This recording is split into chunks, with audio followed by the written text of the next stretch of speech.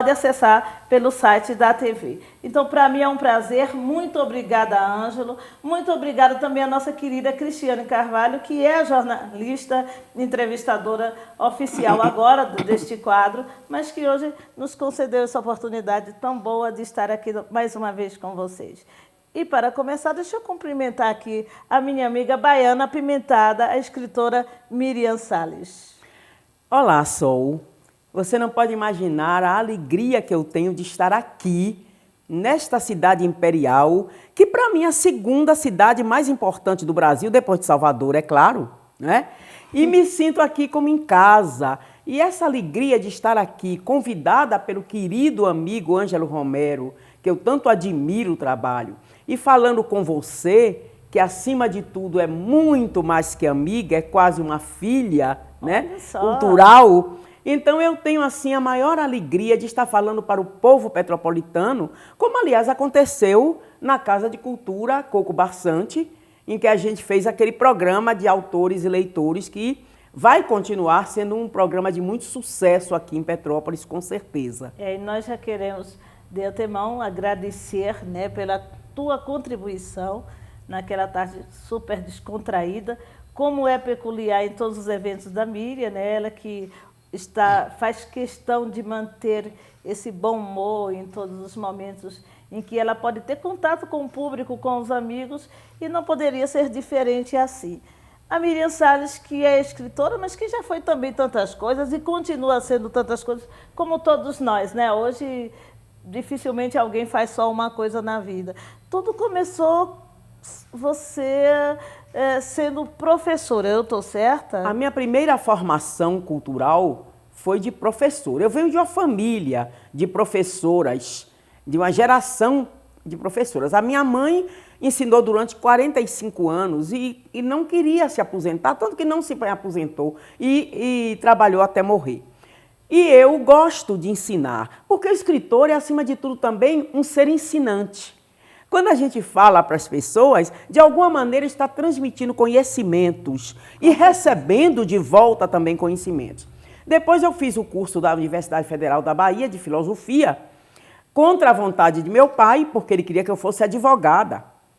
Eu até seria uma boa advogada, porque eu tenho um bate-pronto bom. Mas eu disse a ele que eu queria fazer filosofia, talvez influenciará pelos clássicos gregos da minha infância, né? E ele disse, mas filosofia não dá dinheiro a ninguém. Eu disse, mas ensina a gente a viver feliz sem ele. E isso já foi muito importante. Eu continuo vivendo feliz sem ele. Aí ia perguntar se você aprendeu a viver feliz sem ele ou você não precisa ficar sem ele. Não, eu acho que ele é muito importante para pagar as minhas contas, me trazer para as cidades onde eu quero ir e fazer aquela lavagem de alma que são as viagens. Mas não é um ser que domine a minha vida. Verdade. Ele é o meu escravo. Miriam, deixa eu te dizer. Gente, olha, hoje vai ser apimentado, porque assim, uma baiana incomoda muita gente, duas baianas, o resto você conclui, tá bom? Mas assim... Só duas baianas é revolução. Olha, Ângelo que se cuide, né? Por falar nisso, ele até nos deixou aqui só à vontade para depois puxar minha orelha. Mas está tudo certo, Ângelo. A gente se ama, a gente briga, mas se ama. Mas deixa eu te dizer uma coisa. Você sempre foi leitora, aliás, desde a tua infância. Inclusive, eu sei até que foi para deixar você um pouco calada ou quieta, de tão inquieta que é.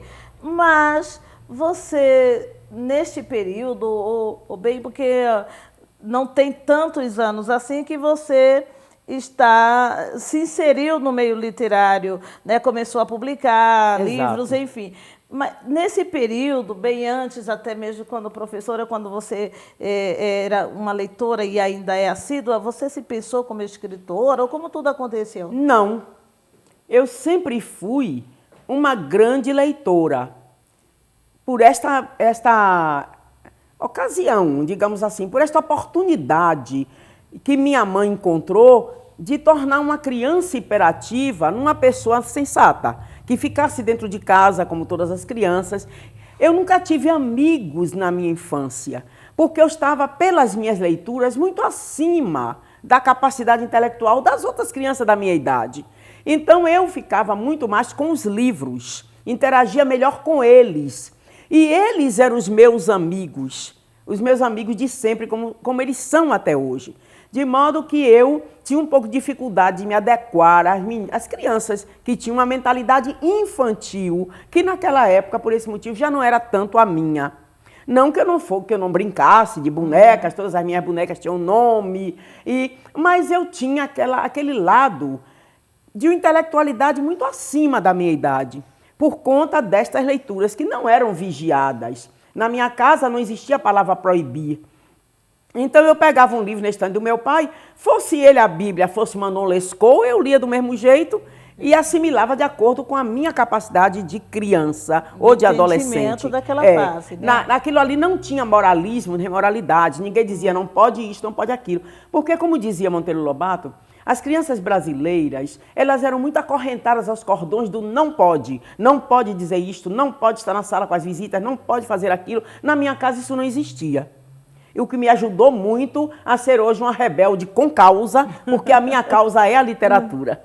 Então, sua causa é a literatura. Quando foi que você entendeu que poderia não somente ser consumidora, né, consumir a leitura, mas produzir o conteúdo? Eu que escrevia diários, como toda garota da minha época e da minha idade. Eu escrevia diários que não publicava. Eu tenho cadernos e cadernos e cadernos de coisas escritas da minha infância, da minha adolescência. Tenho. Da minha adolescência, da minha descoberta como mulher, dos meus namoros, das minhas experiências na vida, as pessoas que eu conheci. É bom não ficar falando. Não falo muito mesmo porque eu não deixo ninguém lê-los até hoje. Agora, publicar e ser uma escritora, isso nunca tinha me passado pela cabeça. Né? Eu sei que eu sou uma leitora assídua, eu não consigo dormir sem ler um livro. Algumas mulheres dormem, não conseguem dormir sem um homem ao lado. Eu tenho sempre um homem ou uma mulher do meu lado, porque é o escritor que está naquele momento ali junto de mim. Então eu não consigo ficar sem ler. Agora, eu comecei a escrever por uma injunção, uma consequência de ter parado a minha vida profissional, que eu sempre fui empresária, sempre fui uma vendedora nata de livros, principalmente, por isso que eu me dou bem até hoje, vendendo livros. E eu tive empresas de distribuição de livro e tudo mais. E aí, quando eu parei de trabalhar, meu marido, coitado, criou uma fábula para ele, dizendo que nós iríamos viver uma vida de duas pessoas de meia idade, calmas, tranquilas, como ele é, indo passeando, viajando, passando fim de semana em hotel, mas só que no terceiro mês eu já estava quase às portas do hospício de Salvador, porque eu não nasci nem para dondoca, nem para passeadeira. E a leitura já estava muito frequente na minha vida, mas cansa. Você não pode levar 18 horas do dia lendo. Então, meu neto disse a ele, olha, a melhor coisa que o senhor faz para que a minha avó não caia completamente no hospício de vez, porque louca sempre eu fui um pouco, era só complementar aquilo que já era, né? Então, ele compre para ela um computador. Porque minha avó gosta de fazer pesquisas, ela gosta de saber. Eu tenho uma sede imensa de conhecimento e só tenho pena de morrer sem conhecer tudo, porque eu também já estou mais para lá do que para cá, pela própria idade, né? Então, eu não sabia nada do computador, meu neto me levou na Saraiva e disse, pegue aqui, minha avó, no mouse. Eu digo, mouse é rato, menino, esse bicho não morde. Aí comecei. Eu sei que hoje, estes anos todos depois, eu já faço uma porrada de coisa no computador e faço bem feita. E você diz, então, que o computador... São duas situações que, pelo que eu entendi, te motivaram. A falta de um que trabalho, fazer, né, do que fazer, vamos colocar assim, e a adesão do computador. Minha avó dizia... E como foi? Me diz uma coisa.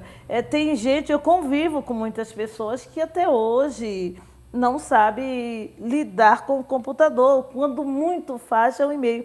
E eu fico impressionada porque você resolve tudo com o celular na mão, né? E como que foi? Uma coisa puxa a outra. O computador me ensinou a usar o PC, o tablet, não é? É o seguinte, eu comecei modestamente. A única coisa que eu aprendi com meu neto foi a passar e-mails e a pesquisar no Google, né? Naquele tempo eu não frequentava as 40 páginas que eu tenho hoje no Google. O Google não sabia da minha existência. Aliás, ninguém sabia da minha existência, tirando o âmbito familiar. Então, eu comecei a fazer estas coisas bobas no computador. Eu não sabia mais nada, eu não sabia postar uma imagem, não sabia nada. Até que eu descobri o Recanto das Letras, que é um site literário, onde você também participou. Comecei lá, né? E eles chamavam a gente para escrever. E eu me entusiasmei com isto. Nunca tinha escrito, publicado nada. Então eu publiquei um pequeno trecho chamado Pequenas Lembranças sobre o meu pai, que é o meu ídolo. Eu tenho muita coisa dele. Então eu escrevi e larguei lá. Depois eu não fui mais lá, eu fiquei fazendo pesquisa aqui e ali. Até que quando eu cheguei lá, eu tinha centenas de leitores e centenas de comentários. Todos elogiosos. Eu disse, meu Deus, em que está caindo a literatura brasileira? Esse povo todo me elogiando, deve ser loucura. E aí eu comecei a continuar escrevendo no Google. Hoje eu tenho lá 270, mais ou menos, artigos publicados. E 2.000 e tantos artigos publicados. E mais de 200 mil leitores. Que maravilha. Dentro deste site Recanto. Que maravilha. Porque eu escrevi também muitos outros, entendeu? E estão todos publicados por aí. Tá certo. Então, a partir daí, dessa motivação, dessa recepção que você teve pelo público leitor, né, virtual, foi que você também pensou em tornar isso impresso. O primeiro livro teu, não, foi o Maktub, se eu não estou enganada, ou foi o Contos e Casos? Foi o Maktub, né? Lançado em e-book na Bienal da Bahia de 2008. E aí veio Contos e Causos, depois, correto? logo em seguida, veio Contos e Causos. Que tem contos... Contos típicos do Nordeste, porque quando eu estive na Friporto de Pernambuco, há uns 3 anos atrás, que eu fui até a casa de Ariano, levado por uns amigos, ele dizia, quando a nossa geração foi embora daqui, não tem mais ninguém que faça registro sobre os falares e costumes nordestinos. Então, este livro meu é sobre isso. Sobre o pensamento, os falares, os viveres e vivências do povo nordestino, que é um povo muito inculto na sua maioria em termos de povão, mas muito inteligente e com a sabedoria popular inacreditável. E isso está registrado aí. E então aqui ele já é a segunda edição do livro. Já vai para a terceira agora. Já vai agora para a terceira, mês que vem. Esse livro foi lançado na Bienal de Minas, se eu não estou enganada. Na Bienal de Minas, e você estava lá comigo e viu que ele esgotou numa tarde. Não é? Aí você não se contentando, eu sei que antes disso você fez o livro A Bahia de Outrora, mas você não se contentando com esses contos, que contavam histórias comportadas, você tem a ideia de lançar os contos apimentados. Que também o apimentado deste conto é a pimenta nordestina. É o jeito de falar nordestino. Não é um livro que tenha contos que crianças não possam ler, ou que você não possa dar de presente à sua avó leitora. São contos engraçados, porque o Nordeste é feito de pessoas rebeldes e irreverentes, né? Com costumes diferentes daquela coisa arrumadinha do Sul e do Sudeste, onde a cultura é outra, havia uma cultura europeia, a cultura europeia que trouxe essas pessoas para cá. E nós não, nós viemos do português, do índio e do negro escrachados. Então nós temos uma cultura diferente. Deixa eu te perguntar, os teus contos estão sempre baseados em histórias que você viveu, que você presenciou, né, em outros períodos, mas existe situações... Quais as situações, vou até colocar assim, porque certamente existe, do dia a dia que de repente te inspira a escrever um conto? Existem cenas no teu convívio social com as pessoas que te motivam a isso? Todas. Desde subir num ônibus, coisa que eu não faço há muitos anos, e tenho saudade, até você estar no meio popular, popularesco mesmo, de gente bem simples, e aquela pessoa dizer uma pérola que você transforma num conto. Tem algum desses aqui? Tem aquele que eu estava no Hospital Público de Salvador, precisando de um remédio que é doado pelo governo para pacientes de risco, pegando o remédio lá, e tinha uma senhora jovem, mais ou menos seus 35 anos, mas muito acabadinha, conversando com outra mais velha. E a outra mais velha, estavam sentadas esperando o remédio, a outra mais velha disse, menina, tu ainda tá com aquele homem? Aí ela disse, mas eu sei que tu não tem vergonha na cara, aquele homem te bate, rouba teu dinheiro, bebe como um gambá e tu lá junto com este homem, criatura. Olha, quer saber de uma coisa? Se eu não puder ter um anjo da guarda, encosto também eu não quero. E aí eu já criei um conto disso aí. Isso aí te inspirou, entendeu? né? É isso, inspirou o conto. O livro A Bahia de Outrora é um livro não deixa de ter contos também, mas ele traz um pouco da memória daquele tempo, contado de uma forma bem interessante, inclusive eu até... Na verdade, Sol, este livro não tem contos. Ele tem pequenas crônicas, é um livro memorialista. Eu tentei colocar neste livro, com toda a paixão, esse livro foi escrito com o coração, a Bahia da minha época, que apaulistou-se. Ela hoje virou uma megalópole de 5 milhões de habitantes, que não tem nada a ver com a Bahia da minha infância. Aquela Bahia carismática, afetuosa, que você batia na porta do vizinho e pedia uma xícara de café emprestada. Isso não existe, a solidariedade baiana. Hoje é a República do Ser, aliás, do ter, não é do ser, como era antigamente, em que você às vezes não conhece o seu vizinho do lado da frente do apartamento. Não é? Então, como é que você vai bater na porta dele? É verdade. Então, esta é a Bahia, com os costumes, como eram os casamentos, como eram os enterros, que Caim me chama de as incelenças, que eram rezadas as incelências quando o sujeito morria. Uma incelença entrou no paraíso. E aí, isso a gente ia levando até o cemitério.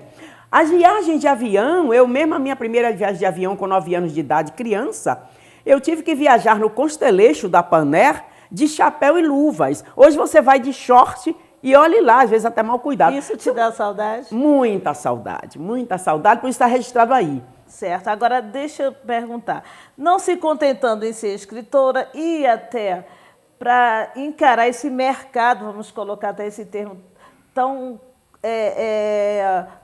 difícil às vezes, tão competidor, ou competitivo, que no meio editorial, não é? As dificuldades que encontram os escritores iniciantes, você lançou um outro desafio, que foi publicar os seus livros, criando uma editora que depois deixa de ser uma editora para os teus livros, mas que também já está oportunizando outras pessoas. Me conta um pouco da editora. É uma editora hoje a nível nacional, mas eu só queria fazer aqui um pequeno comercial. Você me empresta o Bahia? Por favor. Esse livro foi recomendado pela Universidade de Harvard como um dos melhores livros escritos sobre a Bahia.